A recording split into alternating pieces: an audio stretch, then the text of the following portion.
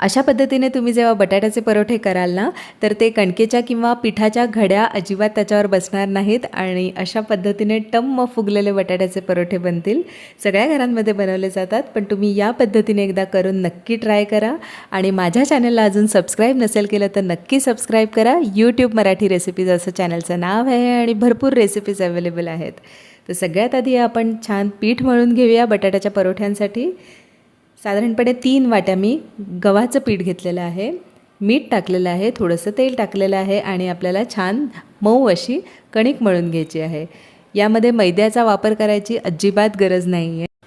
कणकेची consistency soft असायला हवी, म्हणजे बटाटे आपण जे उकडवून घेतलेले आहेत ते किती सॉफ्ट आहेत, तुम्ही जुना बटाटा वापरताय का नवीन बटाटा वापरताय त्याच्यावर डिपेंड आहे. पण साधारणपणे कन्सिस्टन्सी फिलिंगची सॉफ्ट असते, त्यामुळे कणकेची कन्सिस्टन्सी आपल्याला तेवढीच सॉफ्ट ठेवायची आहे. जर बटाटा थोडासा हार्ड असेल तर थोडीशी हार्ड कणिक मळायची आहे.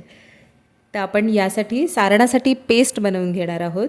7 ते 8 लसूण पाकळ्या मी घेतल्या आहेत, 1 इंच आल्याचा तुकडा, 2 ते 3 हिरव्या मिरच्या, फ्रेश कोथिंबीर, थोडंसं मीठ आणि हे सगळं आपल्याला पेस्ट करून घ्यायचे आहे पाण्याचा वापर न करता. आता तुम्ही बघू शकता मी बटाटा कसा शिजवून घेतला आहे. अशी कन्सिस्टन्सी असली पाहिजे, त्याचं साल व्यवस्थित निघालं पाहिजे. ह्याच्यापेक्षा कमी जास्त शिजला नाही पाहिजे, असाच शिजला पाहिजे, नाहीतर मग त्याला थोडंसं पाणी वगैरे पण सुटतं. आणि पोटॅटो मॅशरनेच आपल्याला बटाटा व्यवस्थित मॅश करून घ्यायचा आहे. पोटॅटो मॅशरने जेव्हा आपण मॅश करतो तेव्हा तो युनिफॉर्मली मॅश होतो.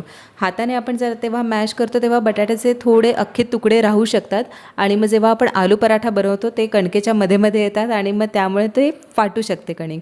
जेव्हा तुम्ही मॅशरने मॅश करता तो युनिफॉर्मली प्रॉपरली मॅश होतो.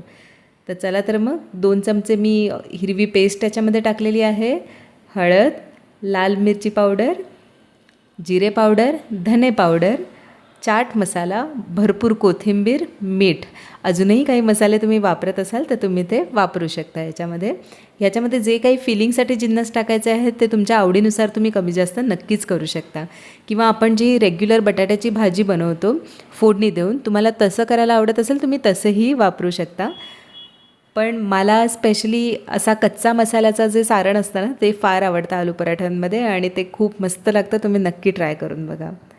तुम्ही कन्सिस्टन्सी बघू शकता किती युनिफॉर्म हा बटाटा मॅश झालेला आहे, अजिबात असे अख्खे तुकडे वगैरे राहिलेले नाही आहेत. तर चला तर मग आलू पराठा बनवायला घेऊया. तर यासाठी कणकेचा छोटा गोळा मी घेतलेला आहे आणि त्याची पारी बनवून घेत आहे मी हाताने. अंगठ्याचा वापर करून आपल्याला या पद्धतीने पारी वळून घ्यायची आहे, जसे आपण मोदक वळतो ना त्या पद्धतीने.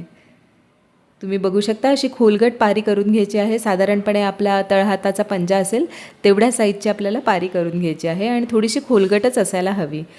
नॉर्मली आपण पुरी लाटून घेतो आणि मग त्याच्यामध्ये सारण भरतो आणि मग ते मोमोजसारखं त्याला क्लोज करतो. त्यामुळे काय होतं ना, कणकेचे असे घड्या पडतात त्याच्यावर, त्यामुळे ते अजिबात कधी मध्ये कणकेची चव लागते मध्येच, मग कधी सारणाची चव लागते, युनिफॉर्म चव लागत नाही.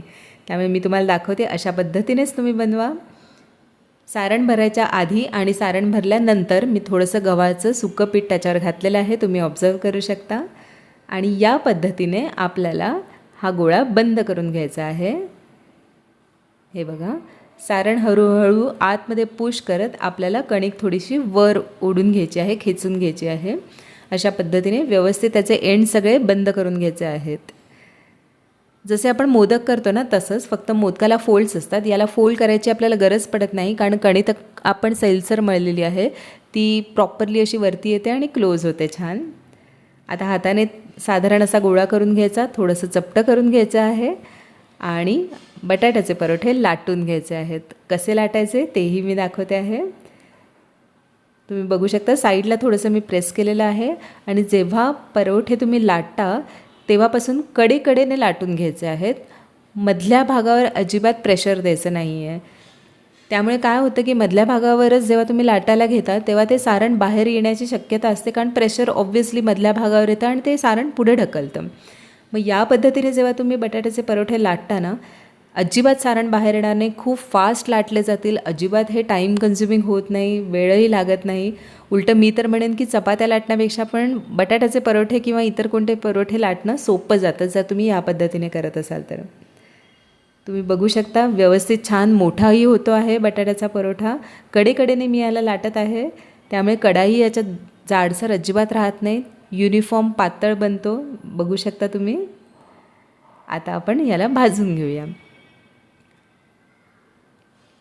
एक बाजूला थोडेसे असे फोड यायला लागल्यावर आपण हे उलटून घ्यायचं आहे. उलटून घेतल्या घेतल्या हा आलू पराठा छान फुलायला लागतो. तुम्ही बघू शकता. अशा पद्धतीने दोन्ही बाजू अर्ध्या शिजल्यानंतर आपण ह्याच्यावर तेल किंवा तूप सोडायचं आहे आणि व्यवस्थित दोन्ही बाजूंनी भाजून घ्यायचं आहे. हे बघा, अजिबातच कणकेच्या घड्या ह्याच्यावर दिसत नाही आहेत. व्यवस्थित तो फुलला आहे, आतून छान शिजत आहे. जेव्हा कणकेच्या कडा किंवा फोल्ड्स येतात ना त्याच्यावर, तेव्हा त्यामुळे तो काय होतो, तो फुगत नाही आणि त्यामुळे तो आतून व्यवस्थित शिजलाही जात नाही. तुम्ही बघत असाल, आपण रेस्टॉरंटमधनं ऑर्डर करतो किंवा दुसऱ्या पद्धतीने बनवतो घरी, तेव्हा कणकेचे फोल्ड्स याच्यामध्ये राहतात आणि तो नीट फुगत नाही. त्यामुळे कधीकधी दुसऱ्या कोणत्या तरी बाजूने तो कच्चा लागतो, कधी एका बाजूने चांगला लागतो. पण अशा पद्धतीने तुम्ही नक्की ट्राय करून बघा. युनिफॉर्म लागतो, रंगही खूप छान आलेला आहे, खमंग भाजला गेला आहे, मस्त टम्म फुगल्यामुळे आतून बाहेरून व्यवस्थित शिजलेला आहे. मी अजून एकदा तुम्हाला दाखवते आहे. हे बघा, अशा पद्धतीने. बघा, जोपर्यंत मी पराठा भाजून घेत आहे तोपर्यंत व्यवस्थित तो फुललेलाच आहे. तुम्ही यासाठी काहीही वापरू शकता, तेल किंवा तूप किंवा अमूलचं जे सॉल्टेड बटर असतं तेही छान लागतं. मला पर्सनली लोणी फार आवडतं.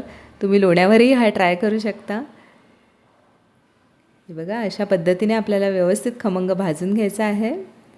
भाजायला चपातीपेक्षा थोडा जास्त वेळ लागेल, कारण एका बाजूने शिजल्यानंतरच आपण त्याला तेल आणि तूप लावून परत भाजून घेतो.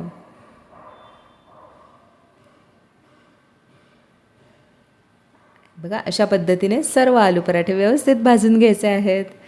तुम्हाला माझा व्हिडिओ आवडला असेलच, आय एम शुअर. तुम्ही माझ्या चॅनलला नक्की सबस्क्राईब करा, माझे सगळे व्हिडिओज चेक करा, तुम्हाला आवडतील आणि अपकमिंगही खूप छान छान व्हिडिओ नक्की बघा.